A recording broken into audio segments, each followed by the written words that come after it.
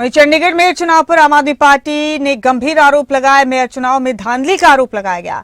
Mayor चुनाव का विवाद अब पंजाब हरियाणा हाईकोर्ट पहुंच गया। याचिका पर कल सुनवाई होगी। तो सियासी घमासान मचाए मेयर चुनाव पर, अब धांधली का आरोप लगाए और कल इस मामले की सुनवाई होगी पंजाब हरियाणा हाईकोर्ट में।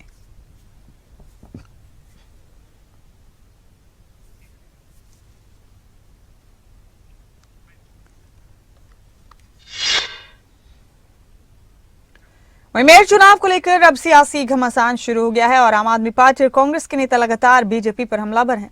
पंजाब के मुख्यमंत्री भगवंत मान ने क्या कुछ कहा, वो सुनिए। उनके 16, हमारे 12, 8 कैंसल। उनके 16 के 16 को वोट करना आता है, हमारे 8 को वोट ही नहीं करना आता। हालांकि उनकी पहली वोटिंग नहीं थी ये।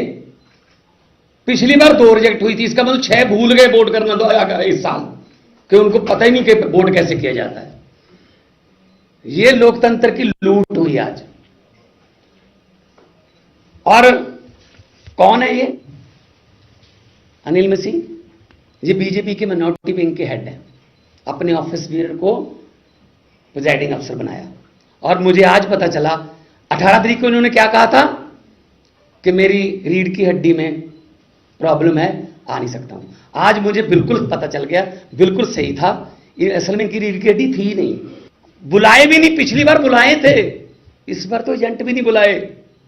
और इनकी 16 की 16, क्योंकि डिप्टी मेयर में दोनों पार्टियों ने, हमारी पार्टियों ने बाइकाट कर दिया, तो उनकी 16 ही थी। इसका मतलब उनके तो 16 ही थे।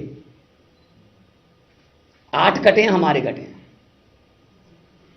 15, टोटल 15 हैं। 15 वाले विपक्ष में, 20 वाले विपक्ष में, 15 वाले भाई साहब मेयर।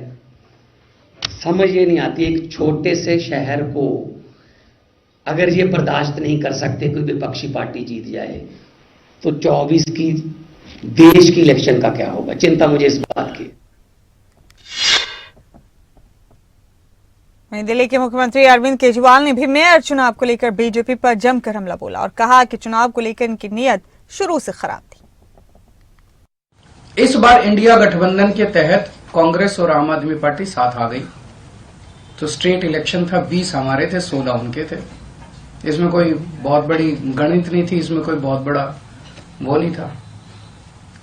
लेकिन शुरू से इनकी नीयत खराब थी, शुरू से इनकी नीयत खराब थी। जब से चुनाव ऐलान हुए, सबसे पहले तो इन लोगों ने प्रिसाइडिंग ऑफिसर, अपनी पार्टी के एक कार्यकर्ता को, अपनी पार्टी के एक ऑफिस बेरर को, पदाधिकारी को इन्होंने प्रिसाइडिंग ऑफिसर घोषित कर दिया।